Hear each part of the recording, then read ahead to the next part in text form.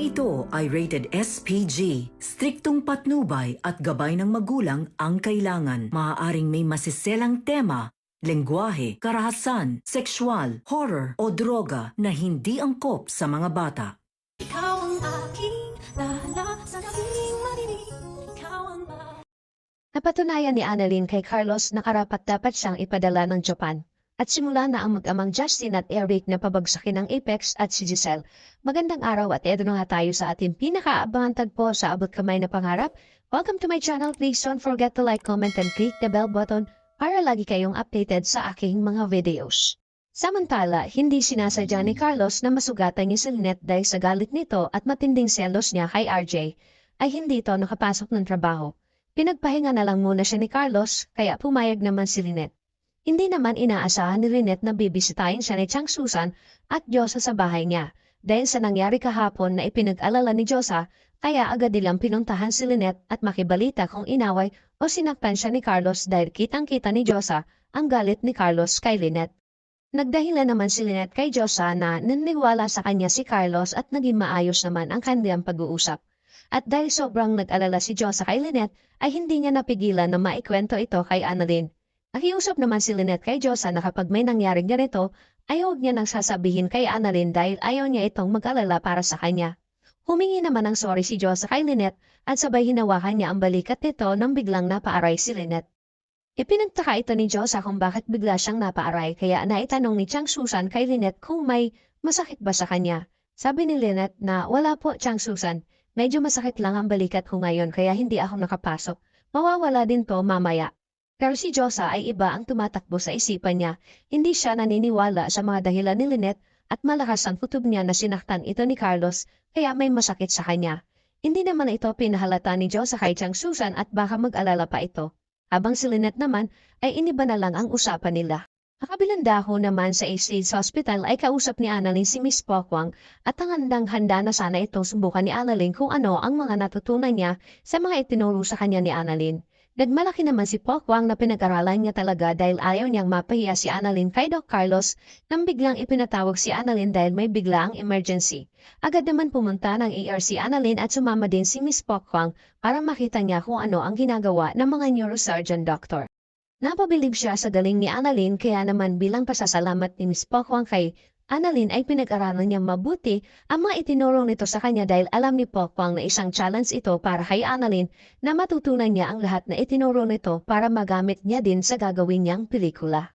Pagkatapos na sa ER ay nag-usap silang dalawa at sinubukan ni Annalyn si Miss Pokwang kung hanggang saan ang natutunan niya.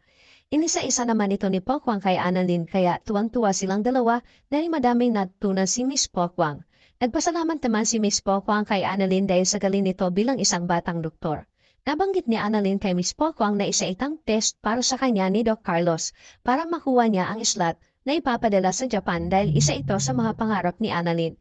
Sabi ni Pokwang na huwag kang mag-alala, hindi kita ipapahiya kay Doc Carlos at sigurado ako na makukuha mo ang slot na yan at napa-cross fingers si Annalyn at excited na siya na mapabilang sa mga ipapadala sa Japan. Samantala, tinawagan ni Carlos si Michael para yayain itong lumabas dahil matagal-tagal na silang hindi nagkikita at nagkakausap. Ikinatuwa naman ito ni Michael at sa wakas ay nagkaoras din si Carlos na lumabas paminsan-minsan dahil alam ni Michael na laging busy itong si Carlos. Sa bar nagkita silang dalawa at habang nagiinom sila ay nagkukwentuhan sila. Maya-maya ay naitanong ni Michael kung kamusta na si Lynette at Annalyn.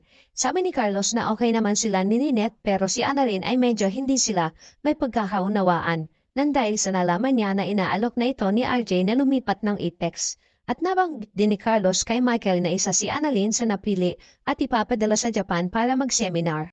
Sabi ni Michael na hindi naman siguro gagawin yon ng inaanak ko sa'yo. Kilala ko siya, hindi yan magdidesisyon agad at malamang hindi niya iiwan ang East dahil kasama niya ang nanay niya.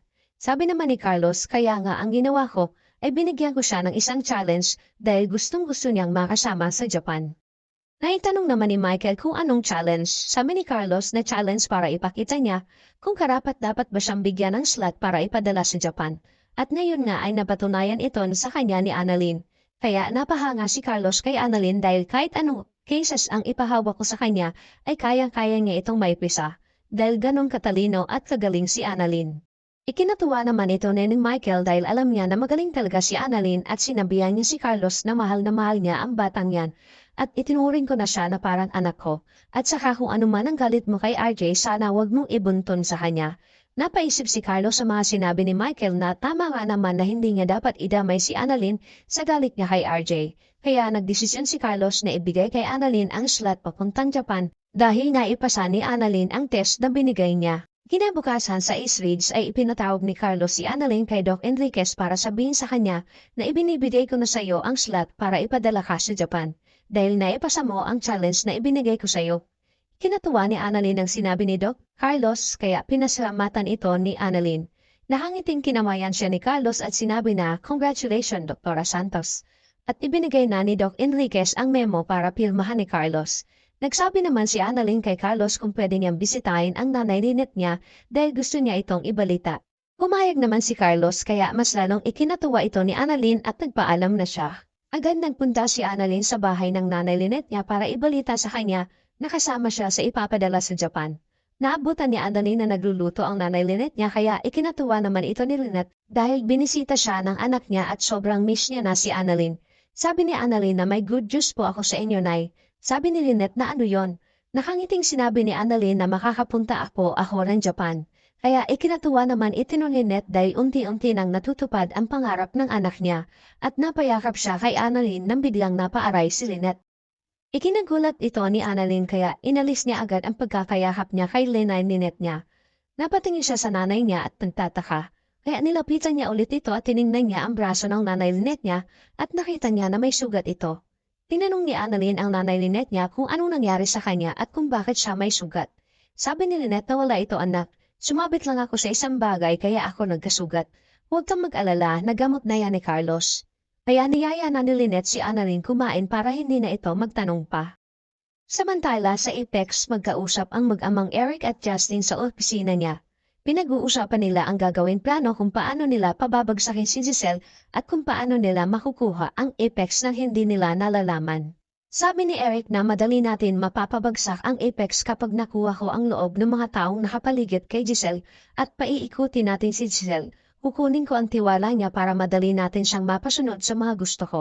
At kapag napabagsak na natin ang Apex at ganun din si Giselle, dahil buhay nila ang Apex, sabi ni Justin na eto na ang pagkakataon ko makuha ko ang nararapat para sa akin dahil hindi ko siya mapapatawad sa lahat ng kasalanan niya sa akin. At eto na din ang oras na nararapat na ibibigay natin sa kanya kung ano ang para sa kanya. Ikinatuwa ito ng mag-ama dahil umaayon sa kanila ang pagkakataon. Hindi alam ni Giselle ang sariling dugo at laman lang niya ang magpapabagsak sa kanya. Tuluyan na kayang magawaan ng plano ng mag-amang pabagsakin ng Apex? Malaman kaya ni Giselle ang lahat ng plano ng mag-ama sa kanya? Paniniwalaan kaya ni Annalyn ang dahilan ni Lynette kung bakit siya nagkasugat? Yan ang ating pakaabangan dito lang sa Abot Kamay na Pangarap. Huwag bibitiw, huwag kalimutan mag-subscribe. Maraming salamat po and God bless.